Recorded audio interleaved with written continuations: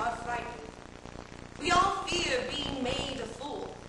In America, it is perhaps one of our greatest fears. Untold violence springs from the desire to not be made a fool. Vietnam to drive-bys. O.J. Simpson to bar brawls. Terror of being made a fool lurks at this switch-point of ferocity. Fools are frightening. But fools are free. They are free from the responsibility of an identity. They are spouseless, childless, homeless, hopeless. They are exempt from the confines of a dignity that the rest of us are trapped in. There is a reason why in Shakespeare's time, kings did indeed have actual fools as part of their entourage. They were a constant visual reminder of the free, easy leisure of folly and the freedom of the responsibility of a name. A great name and a heavy crown. 3 such names. Damn fools.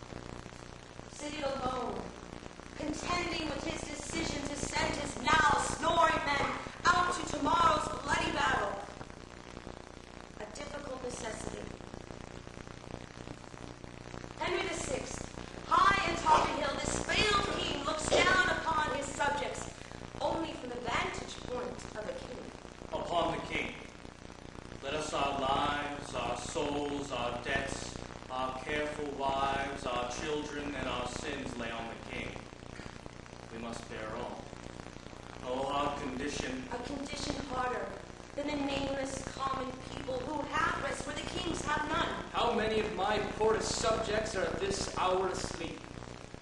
Oh, sleep. Oh, gentle sleep. Nature's soft nurse. How have I frightened thee? Sleep. For even the burdened king, the sleep of death has appeared. Would I were dead. If God's will were so, for what is this world but grief and woe? What infinite odd seas must kings neglect that private men enjoy? Methinks it'd be a happy life to be no better than a homely swain.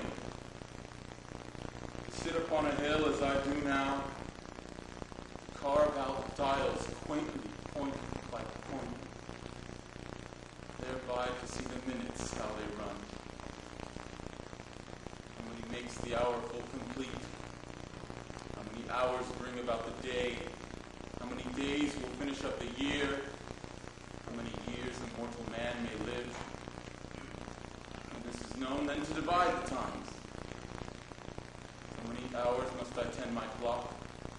How many hours must I take my rest?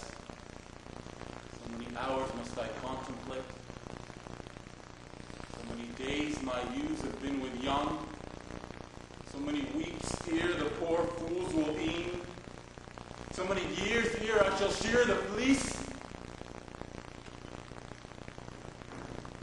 So many minutes, hours, days, months, and years passed on to the end they were created, would bring white hairs unto a quiet grave. But this simple, quiet life is not the king's life.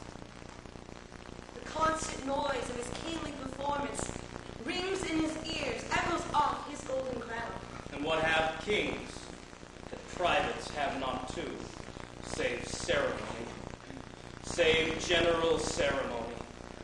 And what art thou, thou idle ceremony? Deafening clamor in the slippery hands that with the hurly-burly death itself awakes. What kind of god art thou? Prince's delicates, his viand sparkling in a golden cup. O ceremony, show me but thy worth. What? what? Is thy soul of adoration? Art thou aught else but place, degree, and form, creating fear and awe in other men? Wherein thou art less happy, being feared, than they in fearing. What drinkst thou oft instead of homage sweet, but poison flattery? Oh, be sick, great greatness, and bid thy ceremony give thee cure. What, thinkst thou the fiery fever will go out with titles, blown from adulation? Will it give place to flexure and low bending? Canst thou, when thou commandst the beggar's knee, command the health of it? No. Thou proud dream, which playest so subtly with the king's repose.